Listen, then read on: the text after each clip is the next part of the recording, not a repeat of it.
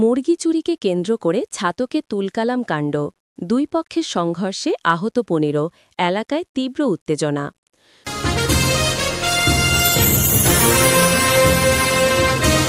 সুনামগঞ্জের ছাতক উপজেলায় মুরগি চুরির মতো একটি তুচ্ছ ঘটনাকে কেন্দ্র করে দুই গ্রুপের মধ্যে ভয়াবহ সংঘর্ষের ঘটনা ঘটেছে।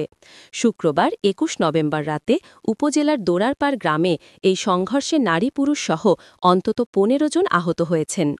সংঘর্ষের জেরে এলাকায় চরম উত্তেজনা বিরাজ করছে এবং জনগণের দুর্ভোগ সৃষ্টি হয়েছে। ছাতক থানার ভারপ্রাপ্ত কর্মকর্তা ওসি মোহাম্মদ শফিকুল ইসলাম খান এই বিষয়টি নিশ্চিত করেছেন। পুলিশ ও স্থানীয় সূত্রে জানা যায়, শুক্রবার রাতে ছাতকের দক্ষিণ খুরমা ইউনিয়নের দেওগাঁও গ্রামের বাসিন্দা নাহিদ মিয়া একই ইউনিয়নের দোরারপাড় গ্রামের আবু বক্করের বাড়ি থেকে একটি দেশি মুরগি চুরি করে নিয়ে যান। নিজের মুরগি চুরি হওয়ায় মালিক আবু বক্কর ক্ষুব্ধ হন।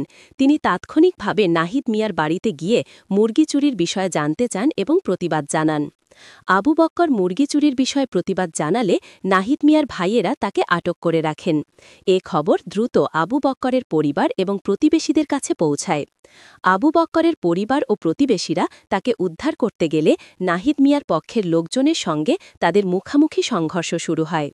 দুই পক্ষের মধ্যে লাঠিসোঁটা, ইট পাটকেল ও দেশীয় অস্ত্রশস্ত্র নিয়ে তুমুল মারামারি শুরু হয়। মুহূর্তের মধ্যে ঘটনাস্থল রণক্ষেত্রে পরিণত হয় এবং এলাকায় আতঙ্ক ছড়িয়ে পড়ে। এই সংঘর্ষে উভয় পক্ষে নারী পুরুষ সহ মোট ১৫ জন আহত হন। আহতদের মধ্যে গুরুতর আঘাতপ্রাপ্তদের দ্রুত উদ্ধার করে স্থানীয় হাসপাতাল ও সিলেট ওসমানী মেডিকেল কলেজ হাসপাতালে প্রেরণ করা হয়েছে। সংঘর্ষের খবর পেয়ে ছাতক থানা পুলিশ দ্রুত ঘটনাস্থলে ছুটে যায়।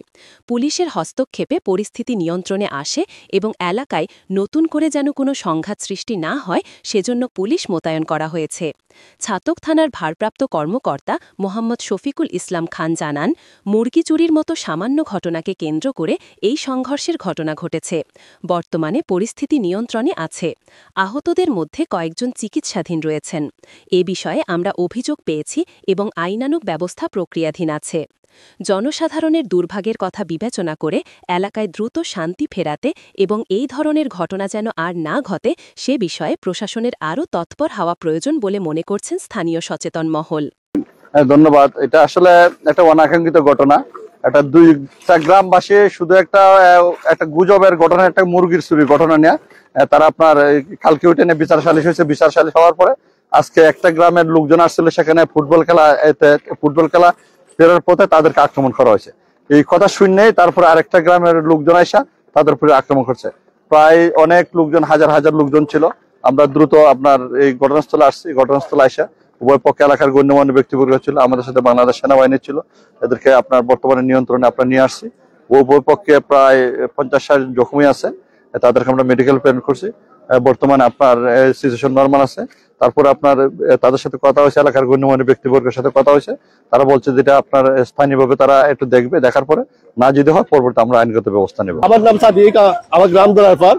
কিন্তু আমি যা ঝামেলা তো নাই, আমার দোকান লাগাই আমি বন্ধ করে আমি বাড়ি যাওয়ার পথে এই অবস্থা করিয়া গুন্ডা ফাটিয়া ইয়া এই আমার দোকানটা ভাঙচুর করিয়া আমার টাকা পয়সা নিছে।